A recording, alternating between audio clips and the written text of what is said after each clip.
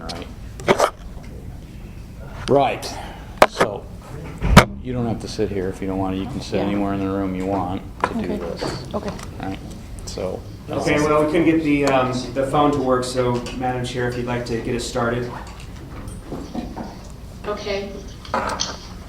So obviously you're looking at the little. Good morning, everyone. picture This is when you're the doing those Reinsurance and numbers. Risk Adjustment Advisory Committee So for right now, the that's Silver what she State sees is what's Health in that Insurance little box Exchange. down there. Okay, so And it's finally I am go to, like, Leslie Johnstone. I'll be 5 or chairing whatever today, the and I'll board ask is. John It goes Hager, to the full Executive board. Director, to take roll. So, Mr. Mahoney, yeah. and he was on the phone line, so he 6. probably will not be able to attend. 7. Mr. Nimmer Go to has a 7. previous engagement. Mr. Shaw, Here. It'll do it. Mr. Tompkinson, Present. Mr. Young, There it goes. Right. and the Vice Chair for this committee, Right. Barbara Smith Campbell, is not available. Madam Chair? Thank you. So we have 4 members present at one of the locations. I think that meets the quorum requirement. We also have Rosemary Reynolds, our Deputy Attorney General, with us in the South. So with that, I will turn it over to public comment. Could we start in Carson City with any public comment? Anybody? None here. Thank you. Any public comment in the South? Doesn't look like it. All right. Let's move on to item number 3, which is a report regarding the status of federal regulations and the status of work completed to date. And I think Mr. Hager is going to walk us through that item. That's correct. Many of these items in agenda item number 3 are similar to what was provided last time, trying to, in this report, simply provide updates to what happened at the last Reinsurance and Risk Adjustment Committee meeting that was, I believe, March 9th. Since the previous meeting, the feds released CMS 9989F, the Patient Protection and Affordable Care Act, Establishment of Exchanges and Qualified Health Plans, Exchange Standards for Employers. That was released on March 12th. It's a final rule regarding the implementation of the exchange, although there are certain portions of it that are interim final, which means that they are still requesting comments for portions of it. For the most part, though, it sets up the exchanges and provides us the final rules. More importantly to this committee is the standards related to reinsurance risk corridors and risk adjustment that was released on March 16th. That was CMS 9975F, as in Fox. In addition, there were several items that were provided at the last meeting, and those can be found on page 2 as well. For the status of work completed to date, the schedule on the bottom of page 2 and the top of page 3 is very similar to what you've seen before, except we've added a column that says status, final review versus second review or future meeting. You'll notice that we have final review for the review of the requirements of reinsurance and risk adjustment programs, and consult with the Division of Insurance on roles and responsibilities, and then develop recommendations on whether the state should administer the risk adjustment program or defer to the federal government. And actually, when I was reading that this morning, I realized that it should also include now the reinsurance program, because in the final rule that was issued on the 16th, it included that the state has the option of doing that program or not. So there's basically 2 choices, 2 important things I think we need to make today, or at least one, excuse me, I'll back up. I'll try and slow down for you, I'm sorry.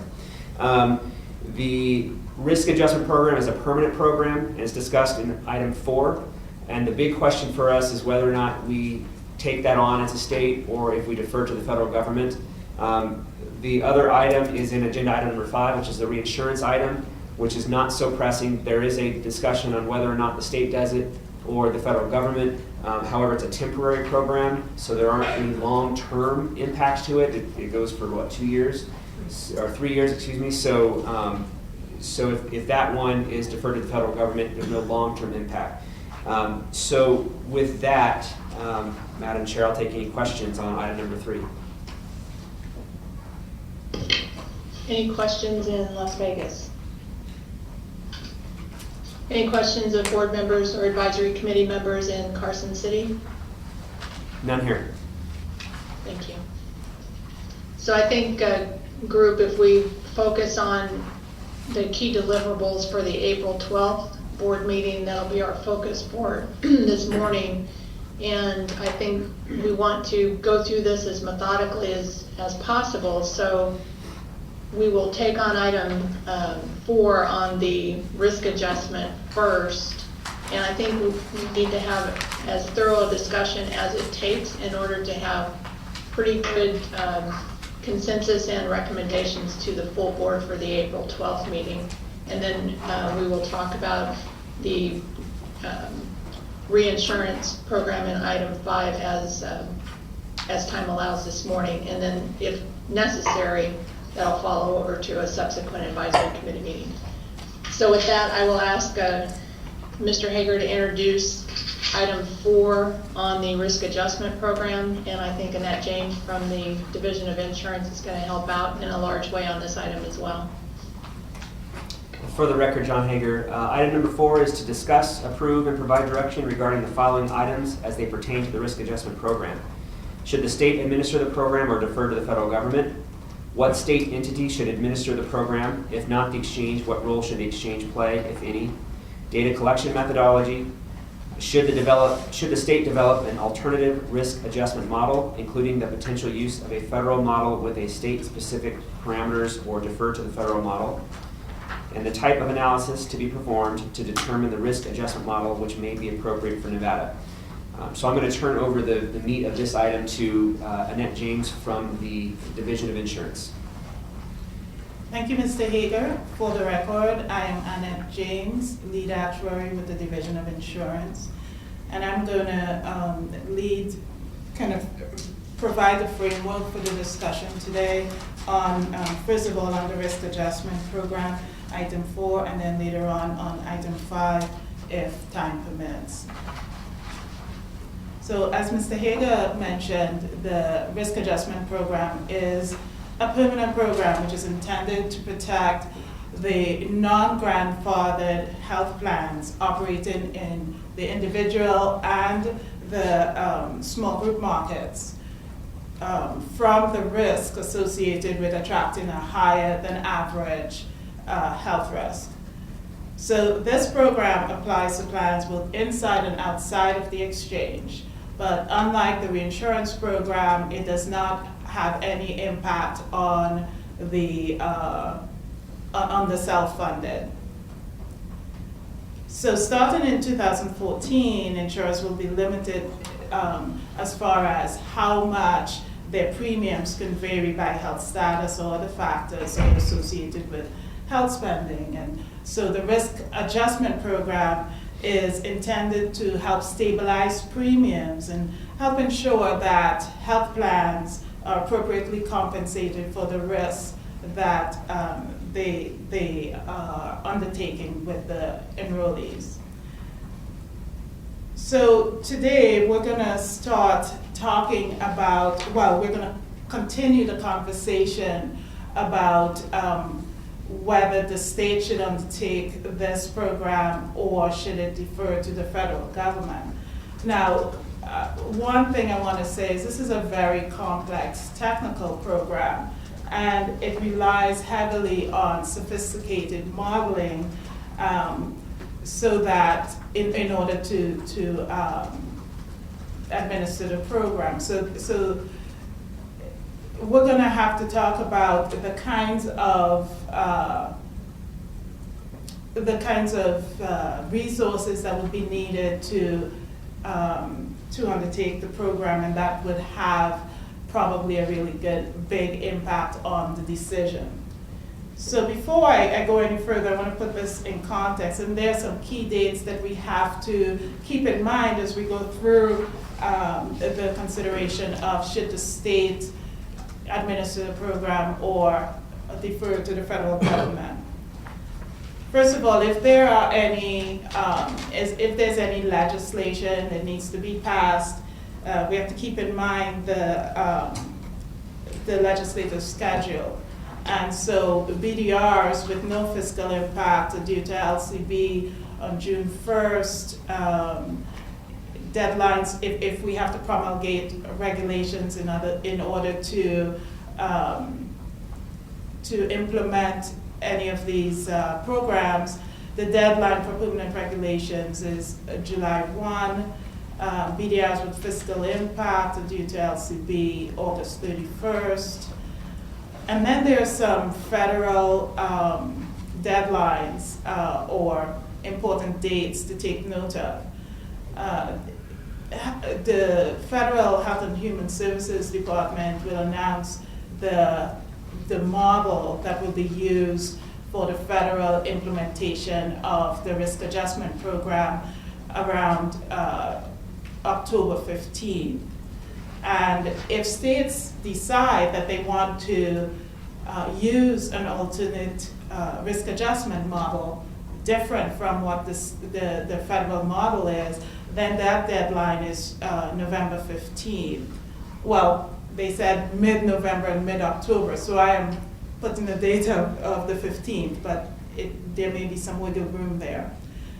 Then the deadline for states to elect to collect data from fully insured plans is December 1. That's a new item that was introduced in the final regulations on reinsurance and risk adjustment that was different from the proposed regulations. And under the proposed regulation, it was contemplated that the states would collect all the data that was necessary to implement the program. In the final regulations, it reflected the difficulty of states collecting data, particularly from self-insured plans, because states do not have jurisdiction over self-insured plans. So there would be no mechanism to enforce that data collection. So HHS will be collecting all the data necessary from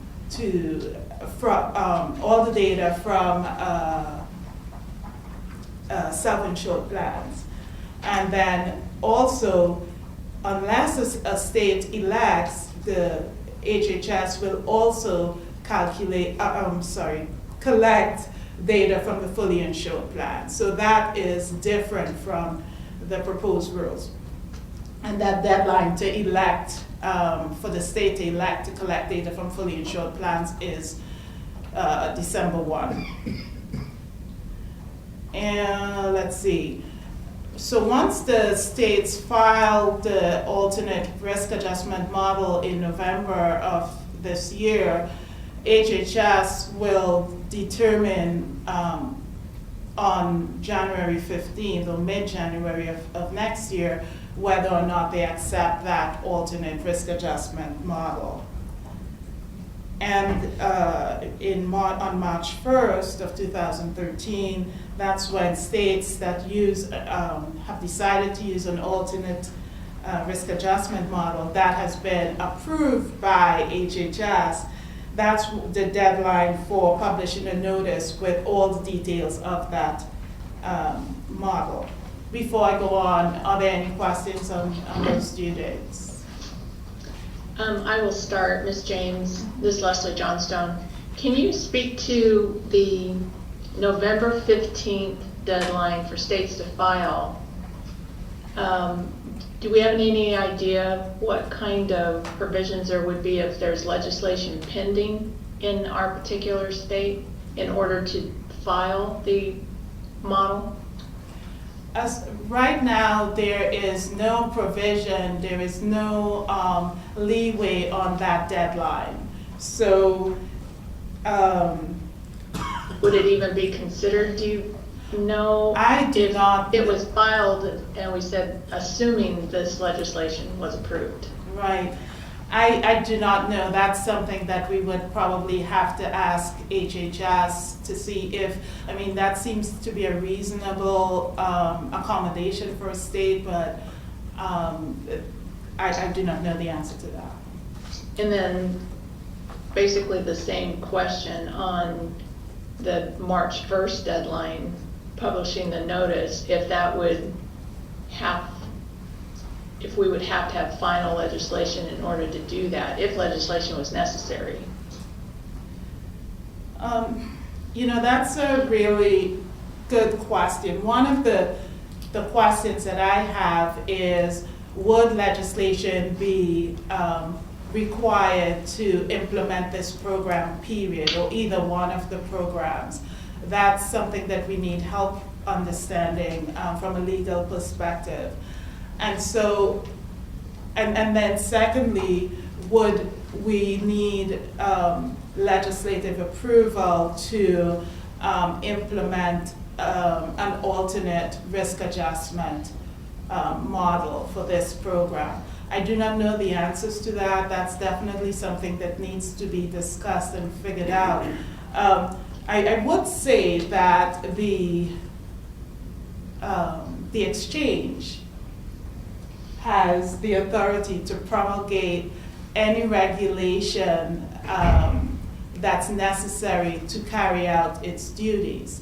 So by extension, and John, you can correct me if I'm wrong, I would presume that if the exchange took on the responsibility of the risk adjustment program, then they would have all the authority that they would need to promulgate any regulations to implement the program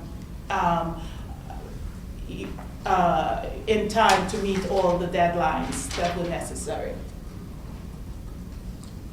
For the record, John Hager, generally that is correct. NRS 695I gives the board the authority to create, or let me back up. NRS 695I.210 subsection E says, unless the federal act is repealed or held to be unconstitutional or otherwise invalid or unlawful, perform all duties that are required of the exchange to implement the requirements of the federal act. And there is discussion in there about promulgating regulations, and that we are exempt from the I don't remember what the chapter name is exactly, but the typical, is it 233B, regulatory process. We would still need to go through our own workshop process and would want LCB's help, LCB Legal's help on drafting the regulations. But that could be a way for us to get those regulations done. The biggest concern in there is this is a market-wide program, and the statute talks about implementing the exchange. So the question of whether or not you can implement the regulation that is market-wide, you could tie it back to the fact that this program is necessary to implement the exchange, even though it is market-wide. So I think a lawyer could argue it either way, but it's a possibility. So maybe and I'm just thinking out loud, maybe the order of things is that we go through this discussion today with almost not considering what legal authority is needed, come up with our preferred approach, and then sit down with the lawyers and find out what legal authority is necessary to implement that, rather than getting hung up on all of the what-ifs about regulation versus legislation at this stage. That seems reasonable to us. Any other questions from advisory committee members in the South? No? Any questions from advisory committee members in Carson City? None here. All right. Thank you. Ms. James, if you can continue then. Thank you, Madam Chair. For the record again, I'm Annette James. So next, I'm going to start the discussion on the big question today as to whether the state should administer the risk adjustment program or defer to the federal government. Okay, so the final regulations allow for some flexibility for states to make decisions regarding the risk adjustment program. I'm going to lead the discussion through these 9 items on pages 2 and 3 of the handout for agenda item 4. As we think about this, one of the challenges we have, which we kind of touched on, is that it is a challenge to make a decision when some of the information is not yet available. For example, specifically, the risk adjustment model will not be available until this fall. And so that is a bit of a challenge. As we go through the considerations, committee members, I would suggest that one of the things you think about is any of these considerations a deal breaker or deal maker as far as the state or the federal government taking on the responsibility. And I would also suggest that in addition to the state-based risk adjustment program or the federal risk adjustment program, there may be a third option, which is a decision for the short term, and then as more information becomes available, maybe there would be a reconsideration or a different decision. That may be something that may be an approach that the committee might want to take. Okay, so the first consideration is state control. How important is it for the state to have control over the risk adjustment program? That is the only way that the program can be designed to specifically fit the characteristics of this state. My understanding, of course we haven't seen the model yet, my understanding is that the federal model will not be calibrated to each specific state.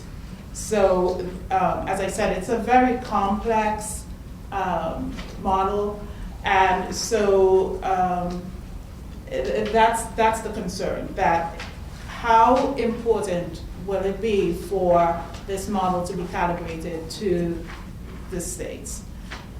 And of course, any flexibility you have will cost. So moving on, the duration of the program. This is a permanent program, so it might be in the state's best interest to put in the kind of resources and deep thinking into this program to make sure it fits the specific characteristics of Nevada, because the long-term benefits may justify the short-term challenges. And as we'll see as we go through this, there are quite a few challenges. If we go to the federal program, it's not a heavy lift at all. The state will be absolved of all responsibility for the risk adjustment program. So thirdly, we go on to the legal authority needed to implement the program, and what we're thinking, without going into whether or not legislative action is needed, what we're looking at here is if legislative action is needed, it may be difficult to implement the program in the required time frame.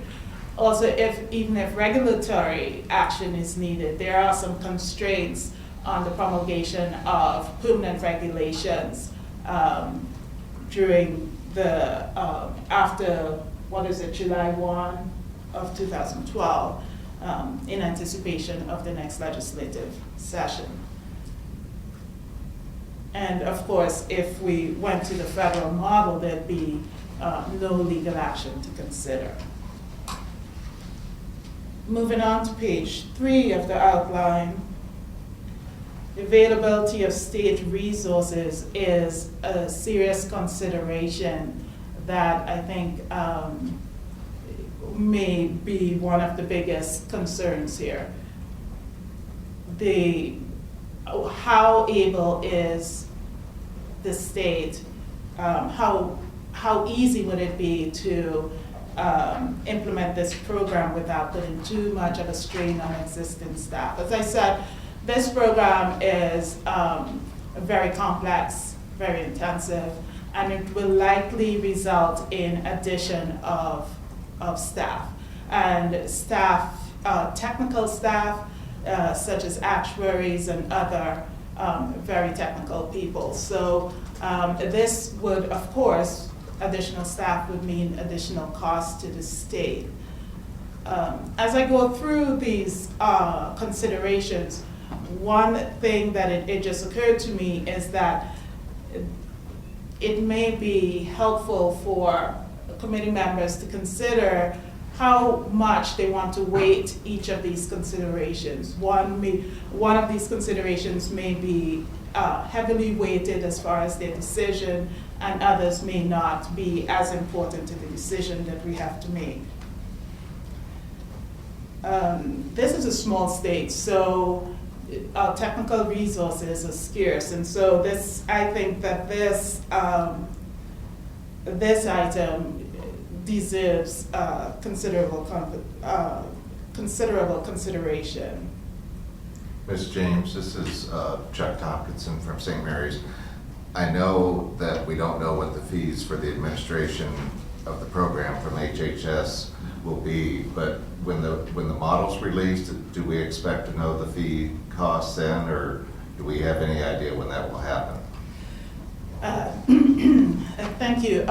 Actually, yes, that is my understanding, that when the model is released, we will be informed as to the fees and the fee structure.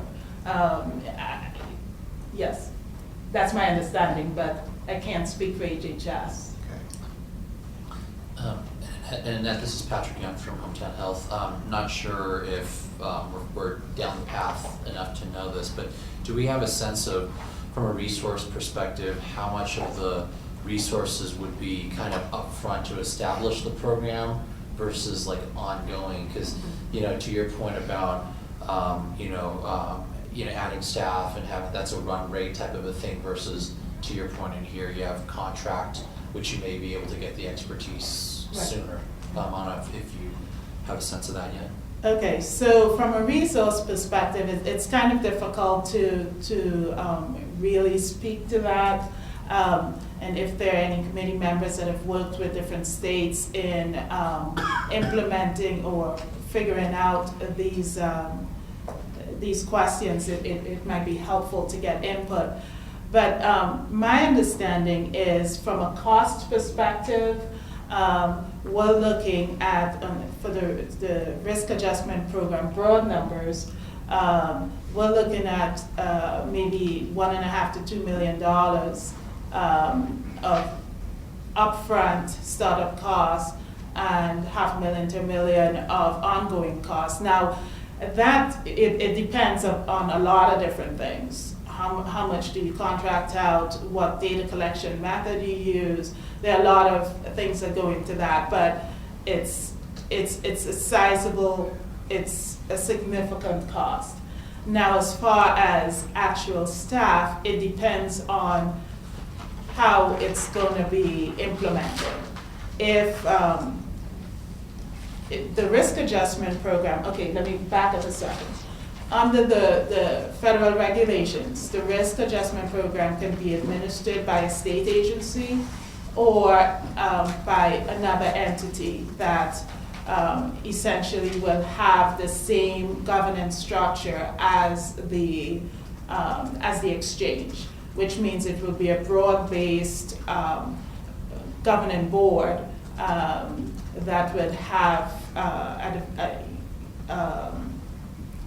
consumer advocates on the board and so on. So the structure of if it's a non-state entity, the structure would be similar to the board of the exchange.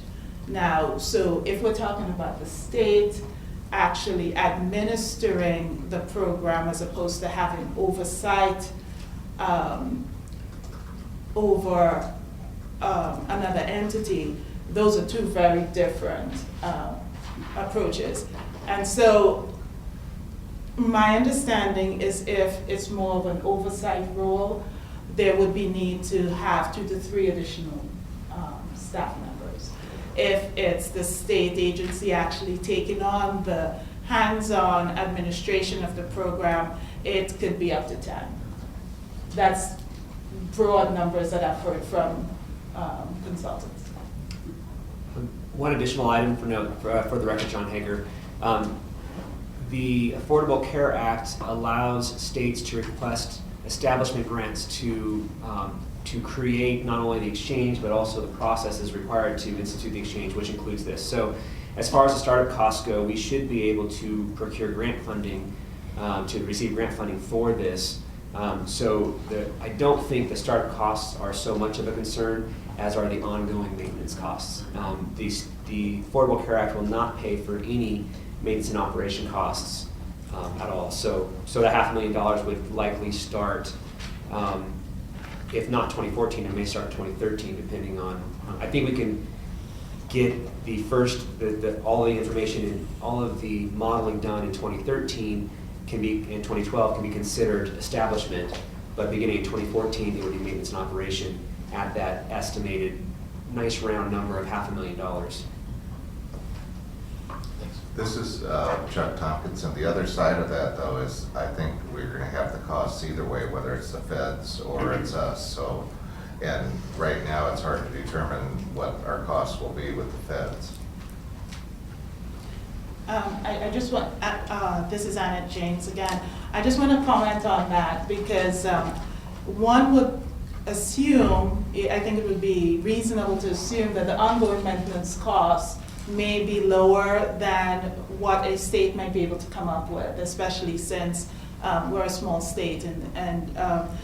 However, it's not clear whether the federal fee, for want of a better word, the federal fee would also roll into it the startup cost, a proportionate share of the startup cost.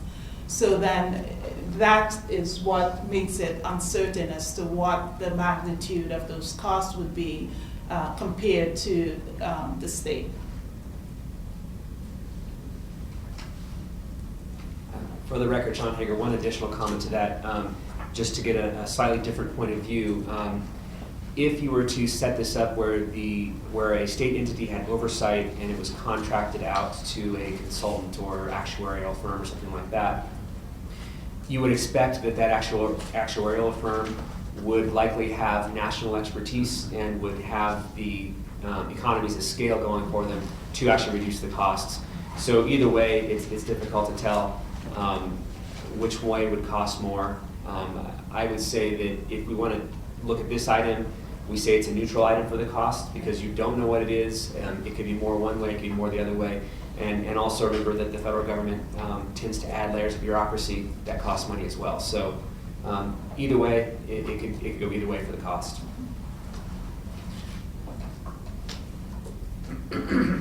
Thank you, Mr. Hager. Annette James, for the record. Let's see. So we were talking about the availability of state resources, but we also talked about item 6, the cost. I think we've pretty much covered that one. Going back to flexibility, the argument for state-based risk adjustment program is the flexibility to calibrate the model to better reflect our market. I think that's a serious item that should be considered. And so my question to the carriers, because the only way the risk adjustment program can work effectively the way it's meant to is if the carriers buy into it, if there is confidence that this risk adjustment will do the job that it's intended to. And so maybe this is a good time to pause and see if any of the members of the committee or anyone representing carriers has a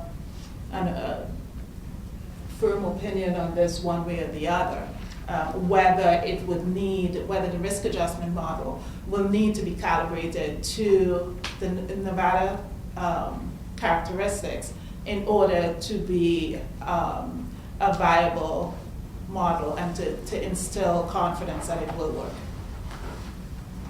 Maybe I'll just stop here for a second and see if anyone has compelling thoughts on that issue. We have some comments down here in Las Vegas. Hi, Annette. It's Shane here from United Healthcare. I think that's a fundamental question that we need to address. We're not gonna know the federal rules, but we need to anticipate what we think they may look like. And we know that the federal government has the risk adjustment process that's readily used from a CMS perspective for Medicare.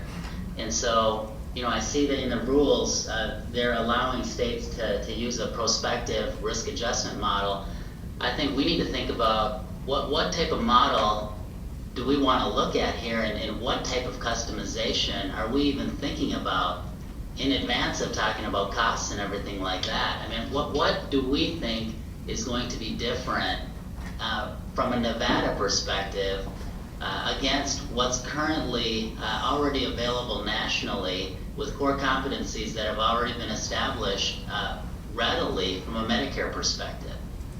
I think that's a big question for us to consider. What are we fighting for here in terms of trying to maintain the flexibility? What kinds of things are we anticipating that we need to think about differently versus what we anticipate the federal model to look like?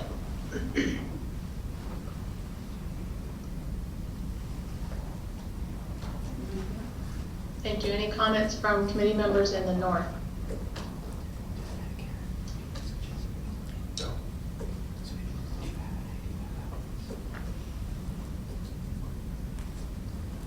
So for the record, Annette James, I am not an expert on risk adjustment. The federal government does have a risk adjustment program for Medicare, and in the state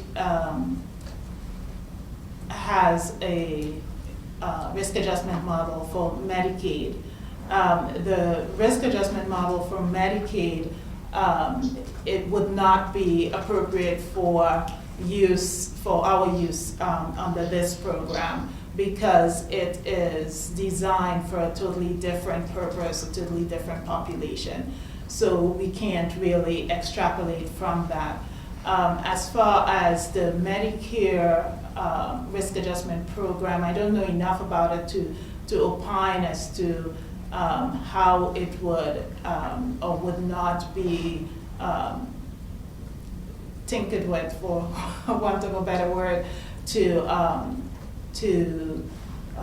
fit our population. But that is, I guess the consensus is that the risk adjustment model that will be used for this purpose will be close to the Medicare model.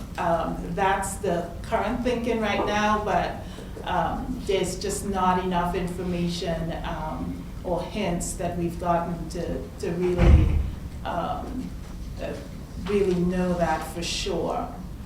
So I think as far as figuring out what we're fighting for, it's really difficult to know that since we don't know what the model is. Right.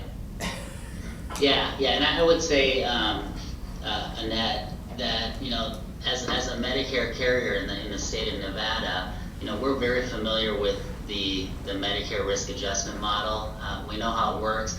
I think that the one thing when you ask how do carriers respond to kind of the accuracy, the potential accuracy of this program, will they buy into this program?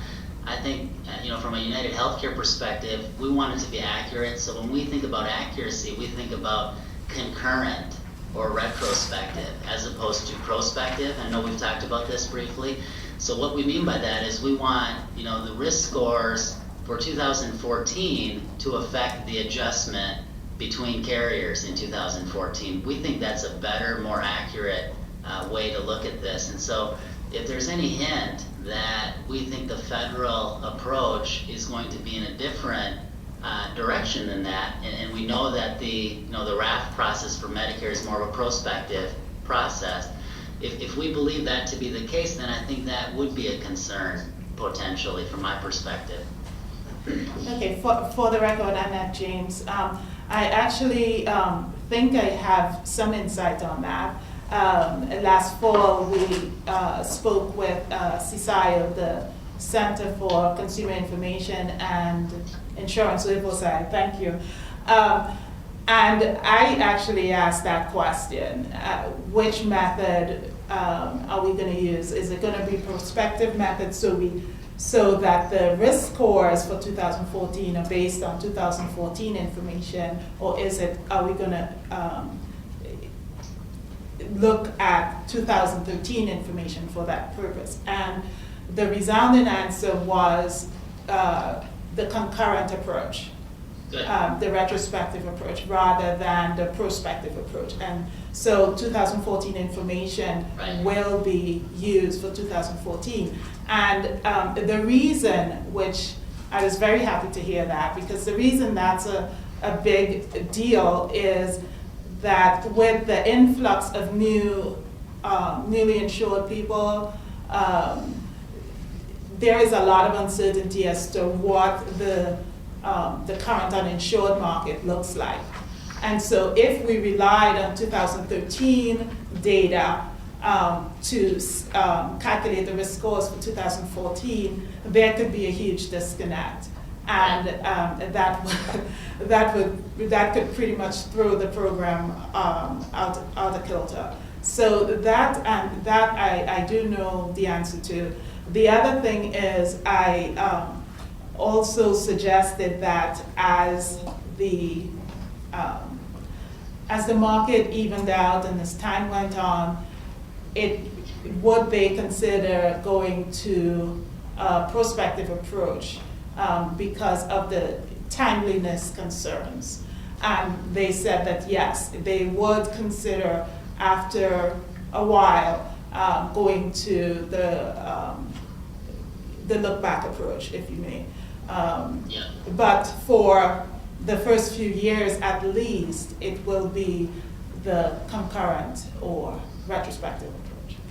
Right, and so I think that's good. I think this committee needs to think about, what expertise do we need to bring into the equation to think about what are the main themes that we would even want to use to shape a Nevada-specific program, and that's one that we just talked about. And there's going to be several others, but if we think about buy versus build from the government, we have to be prepared as a team to understand what are the major themes that we would even want to customize. And if we don't have a good understanding of those, then I think that kind of puts us more towards the national. They have the core competencies. They've done these types of things, right? With Medicare, they're thinking about concurrent, which we think, initially makes sense. I think from what I'm hearing from you and from my perspective, I think that's what we need to be prepared to say. If we want to customize, we need to know the main areas that we're really trying to strive for, right? I think we need to define that better. This is Patrick Young from Hometown Health. I think that from a hometown perspective, we probably share the same thoughts. I think my colleague from United articulated very well. For the record, John Hager, if I could ask a question of the committee members or any carriers that may be in the audience, how do you feel that the federal risk adjustment program is working for Medicaid or for Medicare? Is it working well? Is it working appropriately? Or are there things that we could do better? I think that's a fair question. Sasheen Shah from United Healthcare. The way I would frame that is, it may not be perfect, but we understand the rules, we understand the core drivers, and we can work within kind of the guardrails of those rules. And we feel that we know the rules well enough to understand how to kind of play the game appropriately with regards to how it works. So, it's not perfect, and I'm sure there's concerns or considerations that many carriers would have towards it, but we've worked with it enough to know what the core drivers are, and we strive for accuracy to get in line with the goal of it, which is really to look at the kind of the risk of your pool based on the diagnosis codes, based on the encounter data. So we feel like it's well enough defined for us to work within the guardrails of what's been set up. This is Patrick Young from Hometown Health. I think that working within a program or basing it off of one that has some track record, some years of experience with, I think is certainly helpful, because from a carrier's perspective, and we've got everywhere from understanding the program to all the workflows and all the data flows and even the technology that we have to go and support it, that we either have internally or we vend out to. And there are whole kind of cottage industries out there that kind of specialize in helping carriers get more accuracy, as my colleague said. So a lot of that already exists today. So I guess as we go through it, my point would be, we should understand kind of what the compelling differences would be and weigh that out, because we just have to weigh out if it's significant enough to do this. I think that's fair. Oh, I'm sorry, Annette James from Division of Insurance. The difficulty, though, is that we do not know what the model is. But what I'm hearing is that if it is if it's not significantly different from the Medicare model, that there is quite a bit of comfort that it will work the way it's intended, or at least you understand it enough so that there is a high comfort level. Yeah, I believe so. And I just go back to, even if we don't know what the model looks like, if we're trying to customize something, we need to understand what the core categories that we're trying to customize are relative to things that are already working in practice today. I think that's a fundamental thing for us to think about. For the record, John Hager, are there any members of the committee who, knowing the Medicare risk adjustment model, know of anything that would be worth customizing for Nevada? Anything that you wish we could customize for Nevada for the current Medicare risk adjustment program?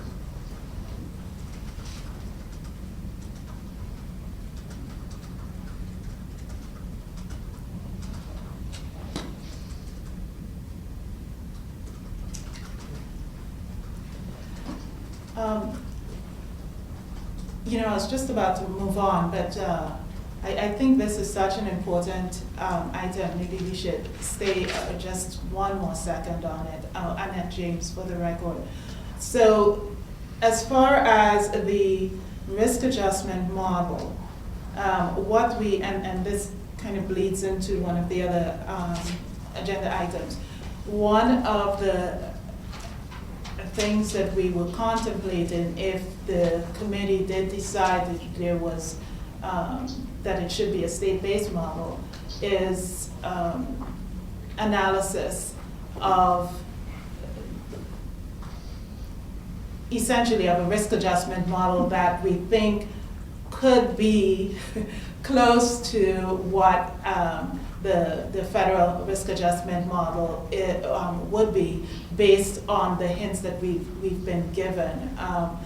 And so to do some analysis based on, of course, some what-if kind of scenarios, and that would get us a little more information as to what, if we were to design a risk adjustment model, what that would look like, and what would be important for us to make sure that the risk adjustment model captured. And then once the federal model was revealed to us in the fall, then that would be a basis for comparison. So that was one of the things that we were contemplating. If the committee, however, were to decide that we were going to go with the federal model, there'd be no need for that analysis. Or, well, that's my thinking. Maybe committee members have a different thought on that. So I will kind of pause for a second and see if anyone has comments on that. This is Shane here, Annette. I think that's a fair question, but I think if we think about this at a high level, we're still going to need to risk score members, right? And we're going to probably think about using diagnosis codes and claims as the core drivers. And guess what? That's what Medicare does today. And so I think that's what we need to think about. Again, what are we thinking about differently? I'm not saying it's a bad idea to do the analysis to engage some people just to make sure we're not missing anything, but really, if we're just thinking about the fundamental premise from a carrier's perspective, you need to risk score a member. What are you going to use? You're going to use things that are being used for the Medicare process today, unless we have any kind of unique new considerations to drive that fundamental question of how do you risk score a member? right? You're gonna look at claims, you're gonna look at diagnosis codes, and work through the process to get to an equilibrium, right? With regards to balancing your risk pool versus a competing carrier, et cetera. So I don't think it's a bad idea to do the analysis, but I would think that if we don't do the analysis, there's a lot of discussion here that could probably be saved in terms of, talking about reinsurance and some of the other areas that we need to tackle. Because I think those are some fundamental things that we need to think about, whether we have the expertise here or bringing it in to understand what are we really trying to shape that's so different from the overall question of risk scoring a member, right? That's the fundamental premise of this. So this is Leslie Johnstone. Does it come down to framing the model that the carriers would be comfortable with, identifying which components vary from Medicare, just so we know, maybe start with Medicare and say what we would like different about Medicare, and then that is a placeholder in case the feds come up with something completely different? Because of the way the timing is, it seems that we need to have our approach pretty well identified prior to learning what the rules are. So we could go for our best case scenario, and if the feds come up with something very similar, then we make that judgment. We'll be equipped to make that judgment quickly. And if they go in a different direction, then we still have done the work to identify how we want it structured. I mean, I think that's a good idea, and I think based on what Annette said, we have every reason to believe that it's going to probably be in line with the way we're thinking, right? It's more of a concurrent approach. They're using diagnosis codes and claims similar to the Medicare approach. Those are some high-level things, but then when you get into the details, is there any kind of a surprise that we wouldn't want for Nevada? This gives us an optionality, which is valuable. I agree. And so back to Annette's kind of how she teed this up, do we want to engage the appropriate resource to think through what that model would look like in the individual and small space, and if that's any different than what we have for Medicare? I think that's a good idea. And Madam Chairman, this is Patrick, and I would agree with your recommendation there, because I think from a political point of view, I mean, the feds have something that already works, if you will, and I mean, you would think that they would take into consideration the carrier and the industries need to implement on something like this. So to go too far afield from that and risk that not going the way they intend and the tight timeframes and all this stuff, I personally, I would think we could at least put a bet that it'll be pretty closely aligned with the Medicare program today. We could base it could be work that's not necessary, but or not used in the end. But I don't see how we can avoid it given these key dates, the way they line up right next to each other.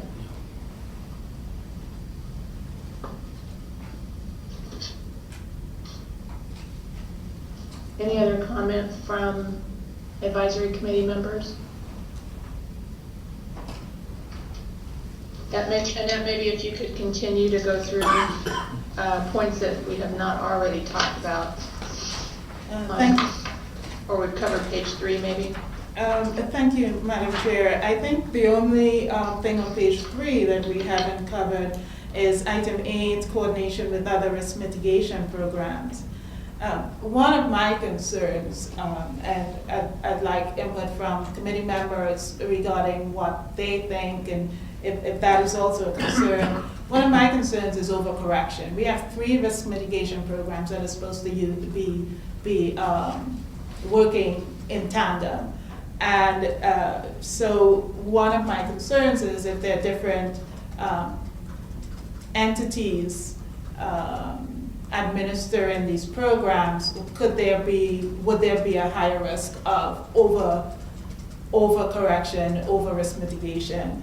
And so with that in mind, that means that if we defer to the federal government, it would be easier to coordinate all of these risk mitigation programs since they would all be administered by Health and Human Services. So I'd like to stop there and see if anyone has any comments on that.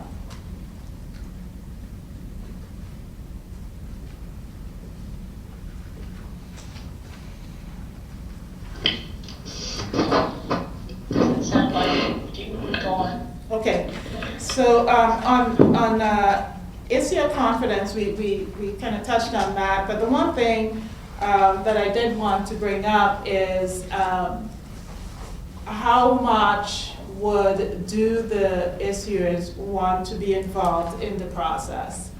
From the previous conversation, it seems that if the risk adjustment program is very familiar, similar to the Medicare program, then it seems like there would be not much appetite to get involved because they understand the program and have some confidence in the way it works. But if that's not the case, then maybe there would be an appetite for more involvement. And that brings us to the end of page 3 and our discussion.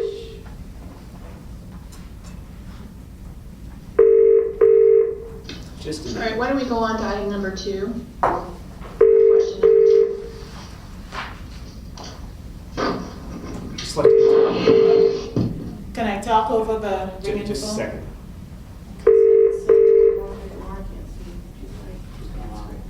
We have an oh, there we go.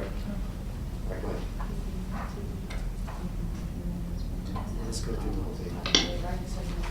Okay, moving on to item 2, on page 4 of the discussion outline, if the state administers the program, which entity should be responsible for the risk adjustment program? And so on pages 4 and 5, it lists a few of the considerations that maybe we should think about. Let me stop for a second and explain why there are three options here: the exchange, the division of insurance, and a new entity. I think I mentioned it earlier that under the federal regulations, the exchange can contract with another state agency or with another entity to administer the program. Now, if there is another entity created to administer the program, there would still need to be state oversight. So I think there are 2 layers to this question: the state oversight as opposed to the state entity actually administering the program. So there are 2 options here within the context of this question. So starting with the policy considerations, do the functions align well with the mission of the state agency or the new entity that will be created? And is there a potential for conflict of interest? Now, the easiest one is with the new entity. The new entity will be created specifically for this purpose, so that the mission will, by design, align well with the intent of the program. And it will be, Annette? yes. This is Leslie Johnstone. Sorry to interrupt. I should have asked a fundamental question at the beginning. The risk adjustment program, it needs to, this is a question, does it need to be the same risk adjustment parameters and administered as one in and out of the exchange, or can they be kind of like 2 separate risk adjustment programs? Okay. Thank you, Madam Chair. For the record, Annette James. There has to be one risk adjustment program. Thank you. It contemplates administering the program both inside and outside the exchange for non-grandfathered individual and small group market. So, let's see. However, you know, to get to, I think, what is the root of your question, can the exchange administer the program? It is in the regulations, it is contemplated that the exchange can administer this function. and there is no discussion of within and outside the exchange, as far as the exchange only having jurisdiction over what's happening within the exchange. So the way I read the regulations, if the exchange had the responsibility, it would be for the entire market. Now, that may cause concern for some because the exchange really is a segment of the market. On the other hand, the Division of Insurance has regulatory authority over insurers inside and outside the exchange. So that would be one consideration. As far as conflicts of interest, there is some concern that some functions may result in some conflicts of interest. From the Division of Insurance perspective, the regulation, this is the entity that regulates the insurance market. And I think what has some people a little bit uncomfortable is the movement of money inside and, from one carrier to another, and that's the market that the Division of Insurance actually regulates.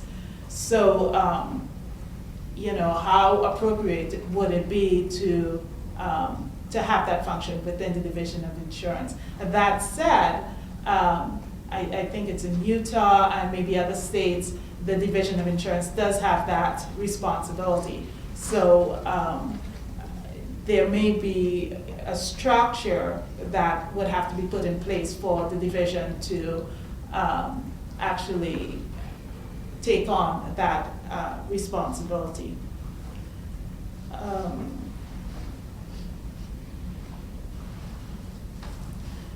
As far as the functions aligning, both for the exchange and for the Division of Insurance, there are some functions that align well and some that don't align as well. So that may be something that is considered. As for the new entity, the biggest argument against having a new entity administer the program would be adding another bureaucratic layer to the regulation of health insurance. But that said, having an independent entity with the sorts of conflict of interest guardrails in place may be something that may be considered. I'd like to pause here and see if anyone has any questions or comments.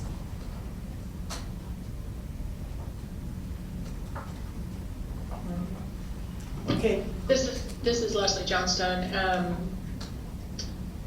I'm obviously not an attorney, but it seems like the new entity approach would, by definition, require legislation to set up another state entity, or even authorize an outside entity to function. For the So record, that John. might be. For the Go record, ahead. John Hager, I do think that we probably need to do a legal analysis of what's required for regulations and statutes. We should probably get that going relatively quickly here.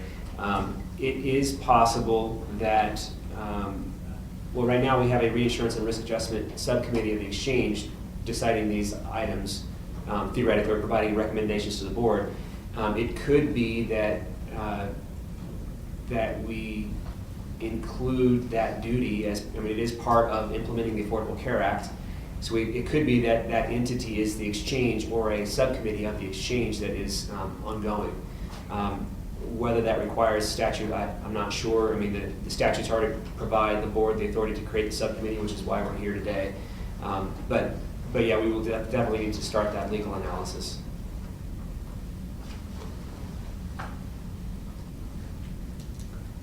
Okay, so for the record, Annette James again. I will continue with the next item, which is how able is a state agency can a state agency really take on the administration of this program? Just so that we understand what we're talking about, I've listed some of the functions, which is essentially collect the data and perform the risk adjustment calculations, collect payments from and make payments to the eligible issuers, and develop and revise the risk adjustment model, publish modifications, publish any reports, and audit or verify the data that's being used for this program. Some of the functions, again, align with the functions of the exchange. Other functions do not, and they may be outsourced. With the Division of Insurance, we have some of the same considerations. The core competencies of the Division of Insurance, again, align with some of the oversight functions, not so much with some of the actual moving around of the money, and that may be a concern to some. Also, the collection of protected health information might be something that may be of concern to the division. And I think this is true of we kind of talked about this before, but it would cause a strain on the resources of the Division of Insurance and would require the addition of staff. With the exchange, there are few staff, so there would need to be additional staff. But that could be, since the exchange is now being designed and created, there's an opportunity to build that in, as opposed to division where our current duties do not include risk adjustment, so it may be more difficult to fit that in. And this is Patrick again, if I might just also add, as we're looking at this, obviously we need to look at different scenarios, and with the lack of clarity on the federal piece, we need to look at different options. But as you go through this, could you maybe talk to, as you're walking through the operationalizing this, if we were to go with the federal model, and since we've had that discussion, maybe talk about how that would change, or maybe kind of how that would mitigate some of the work. So as you're kind of walking through the operational and resource constraints, if we were to work with the federal model, how much of that kind of goes away with this, Oh, that's the easiest question of the day. Okay. And thank you, Mr. Young. If the federal government takes on administration of this program, it all goes away. The only, that's my understanding. The only thing would be the funding. And so the HHS, the federal government, will charge the states for administering this program. But as far as state involvement, state resources, that will all disappear.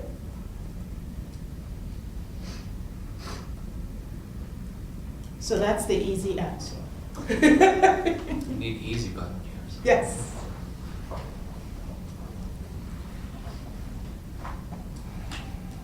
With your permission, Madam Chair, I'll continue with the discussion. Thank you. Okay, for the record again, Annette James. So moving on to page 5, let's talk about the legal considerations and the authority of each entity to regulate the affected entities. So we sort of had this discussion. The exchange has the authority to promulgate regulations to carry out all of the requirements of the Affordable Care Act, and it's exempt from the Administrative Procedure Act in NRS 233B, and that makes it a little easier to promulgate regulations to move things forward with regards to the implementation of the exchange, because exemption from the Administrative Procedure Act might mean that it's the time frame for implementing, for promulgating regulations is considerably shortened. One of the arguments against the exchange actually taking on this responsibility is that there's no authority over the issues outside of the exchange. So the question would be, what kind of enforcement, if there needs to be any enforcement action, what kind of, how would that work if the exchange were to have the administrative, take on the administrative functions. And with the division of insurance, we don't have the exemption that the exchange has, so that could bog down the implementation process. Currently, the division of insurance does not have the authority to collect data or to disperse funds or collect funds from insurers and disperse those funds. So again, this is another area where we need clarification from a legal perspective. Does the Affordable Care Act and the federal regulations give the whatever state entity that decides to oversee the program, does the Affordable Care Act and the federal regulations give the state entity the authority to perform all of these functions?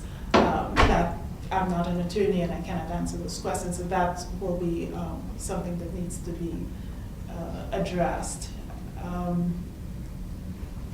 Let's see, moving on to the last item on page 5, we've already kind of talked about that a little bit, but I wanted to be clear that this program does not have a clear funding source. There is the whole idea of moving money from the healthier plans to the less healthy plans. It's supposed to be a zero-sum game. All of the ins equal all of the outs. So the only, theoretically, if this works perfectly, the only expenses, the only, costs that needed to be funded would be administrative costs. And there is no obvious funding source for that. As we said before, the federal grant funds for the exchange may be used to fund the startup costs for the program, but ongoing administrative costs we need to figure out a funding mechanism for that. If the exchange takes on the responsibility of administering the program, then the funding mechanism will be part of the bigger discussion of how assessments will be done by the exchange. And so whether user fees on exchange participants only or broader based assessment will be used, that will be part of the bigger discussion that the exchange is having regarding finance. For the division of insurance, if the division of insurance were to take on this responsibility, there still is no clear funding mechanism, and so I would think that it would default to whatever broader base sort of assessment would be used. One of the kind of interesting thoughts here that as I was preparing this for this discussion, one of the things that I think we need to keep in mind, and I don't have an answer to this, is what impact the funding mechanism might have on the calculation of the medical loss ratio. And just to, the medical loss ratio is the calculation that will be done to determine whether or not rebates will be made to consumers. And so the question really comes up because state assessments and state taxes are subtracted out of premiums for the purpose of calculating the medical loss ratio. And so if the funding mechanism includes some sort of tax or assessment or state assessment, then the medical loss ratio would be unaffected essentially by this additional fee. It is not clear how that, if the answer is the same, if it's federally administered and there is a fee that's charged by the federal government. I'm not at all clear on how that would or would not impact the medical loss ratio. I don't know if anyone has any clarity on that, but I certainly do not. That pretty much gets us to the end of this discussion. I'll take a moment and see if there are any questions or comments. Thank you, Ms. James. This is Leslie Johnstone. So I would be interested to hear from the carriers on the committee, their reaction to this question. The assumption in answering this question is that we end up with a state alternative model. And if we do, basically, who would you like to be administering it and be working with? The exchange or some subset of the exchange, the division of insurance, or a brand new entity? And with that, I'll turn it over to the carriers on the committee. So this is Sasheen here from United Healthcare. I mean, I think we have to look at this in logical steps, and from my perspective, I think we need to cross that first step of, you know, what would we want to customize, what actuarial resources do we need to bring in to understand what would the Nevada program look like, and maybe even possibly defer on the remainder of it, because it is predicated on whether we even want to do something separate for Nevada. Well, and that was my assumption Right. going into asking the question. Right. If we came to the conclusion that we would Okay. do something separate, how would we administer it? Or who would administer it? For the record, John Hager, again, for the carriers. So if we are to follow up with Ms. Johnston's comments, if we assume that the state is going to administer the program, then we have to assume that there is some portion of the model that we are going to alter, so that it makes sense for the state. If we're not going to alter anything, then I would assume we just have the feds do it. So we're assuming then, if the state's doing it, there is some portion of the model that we are altering, and that may make it a more obvious decision on where it goes. I don't know.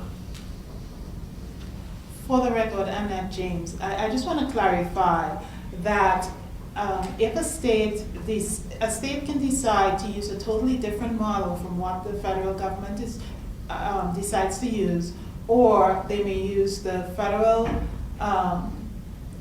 model with state adjustments. So those are two different approaches to using a model different than the federal model. I just wanted to clarify that it's not necessarily just tinkering with the federal model, but it could also be a totally different model. So there are really three options: federal model, federal with state adjustments, or a standalone state alternative? Yes, except that the last two are considered, are contemplated to be the same as far as the feds are concerned. Whether you use a totally different state model, or Okay. use the federal model with state adjustments, it's considered to be a state alternative model. Okay, so this question pertains to the latter, where there is a state alternative. Yes. So I think if we can just not get hung up on the answer to number one, talk about if number two applies, how would we like to have it move forward? And this isn't engraved in stone anywhere. It would just be a little bit of a framework for Mr. Hager to work on what the legal ramifications might be. Any initial reaction from the carriers? This is Chuck Tompkinson from St. Mary's. I'm new to the state and new to St. Mary's, but from my perspective, I would think we would want to have the DOI do it. And the concern about the redistribution of the funds, the fact that Utah is already doing it, and Annette, I think you thought maybe 1 or 2 other states are doing it, seems like there would be a way that that could be done with some type of audit process after the fact to ensure it's being done correctly.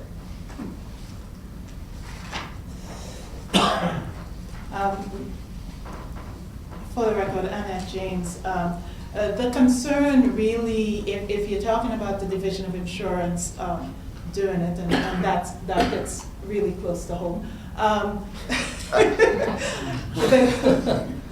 There are a couple of concerns here, and which is resources, essentially. That's what it comes down to. There would be a tremendous strain on resources. There would be need to add staff. And so there'd be ongoing costs to the division, which is funded by an enterprise fund from the carrier, so that would be a cost back to the carriers. So, as I say, this hits a little close to home.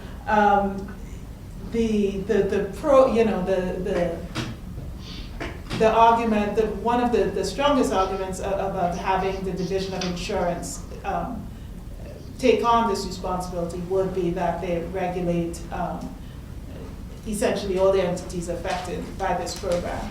But I think that the strain on resources, the fact that we do not currently administer a risk adjustment program, and that's not one of our core competencies, that's not something that we do, and that should weigh into the discussion. So there would need to be additional staff and also external, probably external consultants to assist us in the process. So with that, I'll have others chime in. Yeah, I guess I'm the other left here in the meeting today, so I'll chime in. I think that a logical first, so I'm just thinking about him, just kind of getting to some decisions. I think, the first step I think would make sense to, if we started with the federal model as kind of framework one, if we were to say, well, what would be different if we break down the components of and how that's administered, what we, lay out, what would be different, and with that, like, what would be the incremental gain, with every single one? What would be, how do we define what the benefit of that looks like? Because I think shortly after, because we don't meet as frequently, and I don't know how fast the work can get done, I think we would need to kind of look at, just what we talked about here around, implementing this, operationalizing it, and also the cost associated with it as well. In a time where the economy in the U.S. is already fragile and our state is hit so hard, to think about additional assessments and things like that, where if and I'm not saying we go to the federal model only, but I'm saying certainly we want to take that into consideration, that if the changes don't outweigh the costs and the implementation difficulty, I think we could probably come to some quick decisions on that. So again, not knowing what the proposed differences would be, I think we need to understand that first. For the record, John Hager. Madam Chair, if I can make a suggestion so that we can have something for the April board meeting. I think we need, so what it sounds like we need to do is an analysis of the Medicare risk adjustment program, the federal program, and what portions of the model might be improved upon or adjusted for Nevada-specific conditions. And because this work has to get started, if we assume that the state is going to do it, we need to get started on this stuff right now. And so we can't make the decision until we get that analysis back. What it sounds like is what the board, the committee's heading. So for now, we assume that the state is going to do it, and we do we talk with some lawyers, do a legal analysis regarding the required regs and statutes, and where the entity could be housed, and we'll come up with some recommendations for the next committee meeting. But perhaps if we could get a direction from the committee on what we want to propose to the board, or if that's the way we want to propose it to the board, that could be helpful. And this is Patrick Young, I'm sorry, just one suggestion, and maybe it's implied in there too, is if, I would wonder if the board would find it valuable where we, as part of the recommendations, that you have some sort of a cost estimate associated with that as well, so that they look at the, and maybe some key implementation considerations, because we talked about talent level, ramping up, timeframes, data infrastructure, everything like that. To me, I think that would be helpful to package that together. This is Leslie Johnstone. I would have preferred if we kind of answered each of these questions independent of the others, but I can get a sense for where the committee's going. And so I would, given that, suggest that we limit the recommendation to the board to do the analysis of what we would want different from the Medicare risk adjustment program, period, and stop there and see what we've got before we suggest that there are any other decisions made, because that may simplify things quite a bit, and I can sense that it's difficult to do what-if scenarios on these other questions without that first one being answered. So maybe we limit it to just that direction to the board, full board. That would work for What staff. would the group think of that? That's logical. I mean, I think that's the right way to do it. Sitting here from United Healthcare. And if we have to go a step further, I think we need to articulate what the core competencies are for an entity to administer the program. And so it should be based on who has the core competency, irrespective of the resource constraints. I think we need to put it in with specific kind of ideas as to what those competencies would be to administer a risk adjustment program. We know the federal government can do it. How would we shape it from the perspective of Nevada if we insource that? Any other comments from committee members in the north? This is Patrick. I think that first step, I think, makes a lot of sense to present the analysis, because not knowing the frequency and the timing of the decisions, my only thought would be that, if, let's just say that if there is if the analysis would come out where, it would go towards the federal model, well then fine. But if it's something different than that, I'm just wondering, we're looking at then April, and then if the next step to that would be, that we would need to frame up what it would take to implement on these other things. My only comment would be, how soon could we tee that up? And then if, as we're kind of going through, we're using up time. So again, it might be a moot point based on the analysis. To your point, Madam Chairman, I just want to put that out there around the implementation time frame if it's anything different. Well, that is John's challenge, to get us together in a timely fashion. Yeah. So that we can work through those decisions. I think it's probably as important that we be succinct on the first question and then move on in a thoughtful manner on the subsequent questions, and not try to work them all at once at the same time. I think this will give the full board a sense of where the committee is going, which is what they were after at the April meeting. And they will be meeting every month, and we'll have opportunity to refine what we come up with. So maybe I could ask if a committee member could frame up a motion. Before we go to that, Madam Chair, with your permission, I'd like to make one other comment, and for the record, Annette James, and that is timing is a consideration. I am concerned that if we start with limit the analysis to looking at the Medicare model, which I think is a really good first start. I think that makes a lot of sense. But by the time we come back with that analysis, then to go on to more detailed analysis that would help us decide what, if let's say the analysis comes back that, yeah, there are significant things there that we may want to tinker with as a state, then the timing is such that it would be extremely difficult to complete the other levels of analysis in time to make a decision by November regarding a state model.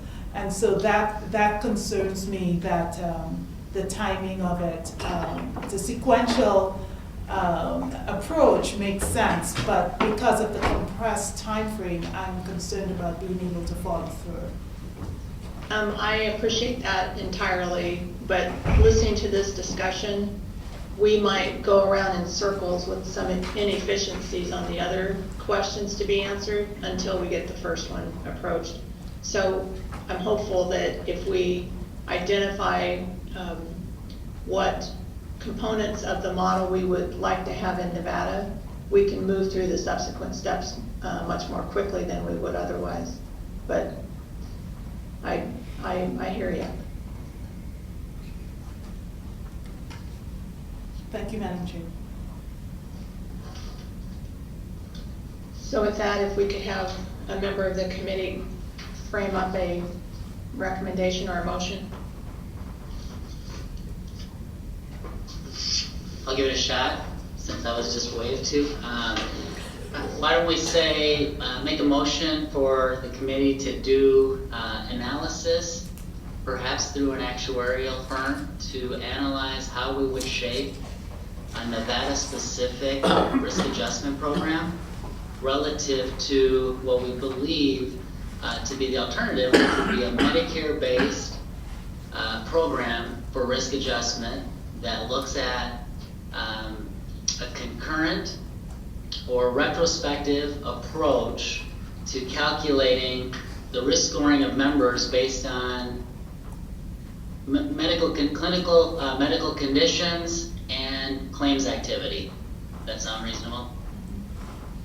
So that would be my motion, to do that analysis. This is Patrick Young, I second all that. Can you repeat it?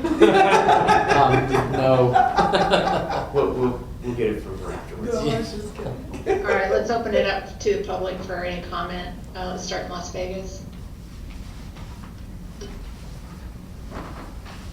All right, any comments from audience in the Carson City? None here. All right, thank you. Then all those in favor say aye. Aye. Aye.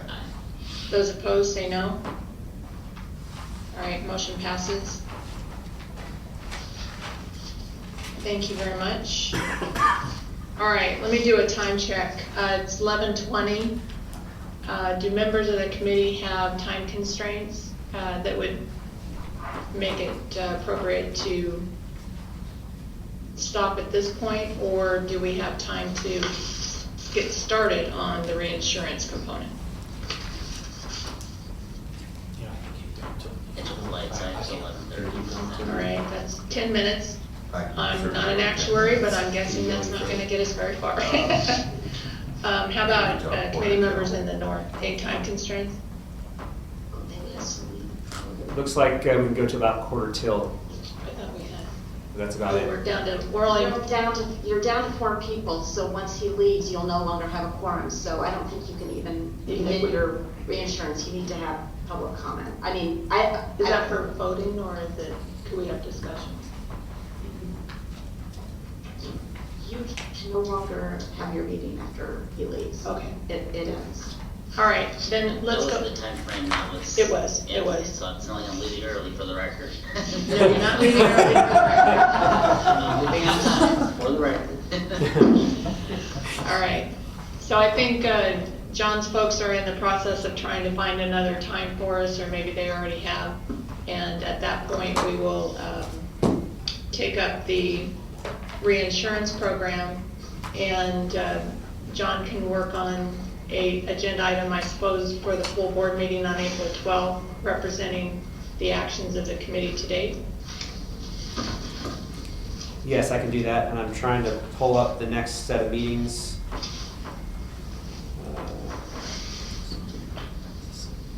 So the next Reinsurance and Risk Adjustment Committee meeting is on Wednesday, April 25th at 1:30 p.m. Okay. I don't think we have a location for that yet. We'll get that out as soon as we have it. Okay. And John, you might as well go ahead and do the legwork on finding out the quickest way to procure the actuary services so that you've got that when we meet with the full board. We'll have that started already. Okay. All right. Any other public comment? Yes, sir. Madam Chair. I'm Bob Bishop, and I'm a broker. And I know that Can you say your name again, please? you guys, Maybe you could sit up here by the mic. Bob Bishop? Bob Bishop, B-I-S-H-O-P. yes. I know that you're in the preliminary stages in figuring out the administration of the risk and adjustment program. And one of the things that was kind of a concern is the possibility of putting this back to the Department of Insurance. And this is not a paid political announcement by the DOI, but I certainly share Ms. James's comments about the resources straight and put on the DOI.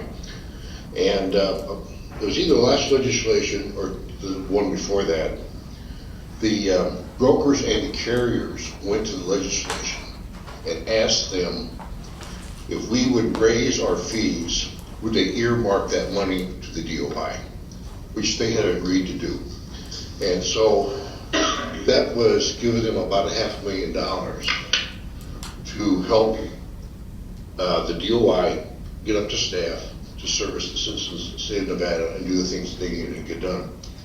My concern is that if we put that burden back on there, and we're looking at another $500,000 to run this program, I think that the citizens are going to be right back where we were before.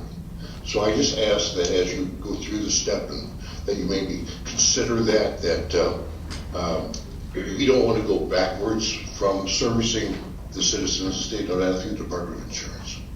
That's all I have. Thank you. Thank you very much. Any other public comments in Southern Nevada? Public comment in Carson City? None here. All right, thank you. Take a motion to adjourn. Oh, come on, somebody move. And actually, you can just adjourn, Madam Chair. Okay, need a motion. All right, thank you, we are adjourned.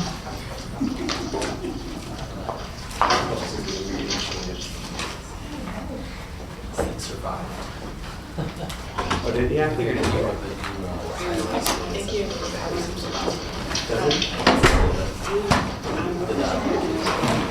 Yeah, right. Very nice job. All set. Oh, did you? Okay, thank you.